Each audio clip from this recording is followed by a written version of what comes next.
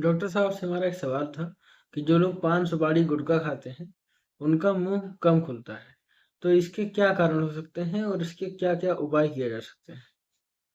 जी, धन्यवाद आप सभी का और आपने बहुत अच्छा सवाल पूछा है। जी, जी।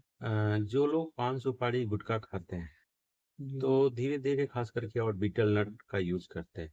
जी, तो और खास करके तीखा खाने वाले लोग जो हैं, इन जी, लोगों को क्या होता है कि जो गाल के अंदर वाले हिस्से होते हैं, उसमें फाइबर डिपॉज़िट होना शुरू हो जाता है, यानी कि फाइब्रोसिस होने लगता है।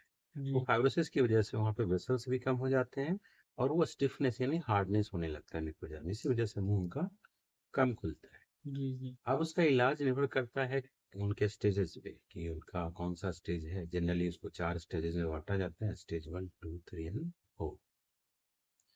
अगर कोई पेशेंट स्टेज 1, स्टेज 2 में आता है, यानी स्टेज 1 कहें या ग्रेड 1, ग्रेड 2 कहें, उसमें अगर आता है तो उसका इलाज हैबिट मॉडिफिकेशन यानी जो-जो चीज़ें खा रहे हैं आप उन चीज़ को बंद करवाना, उनका खान-पान में सुधार करना और कुछ दवाएँ दी जाती हैं, कुछ एक्सरसाइज़ वगैरह बताया जाता है और उनका इलाज बहुत अच्छे से हो जाता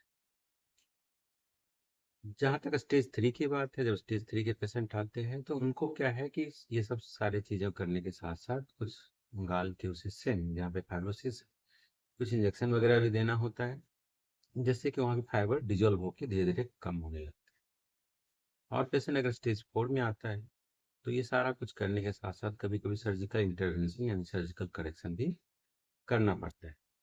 तो इसी बेसिस पे उनका इलाज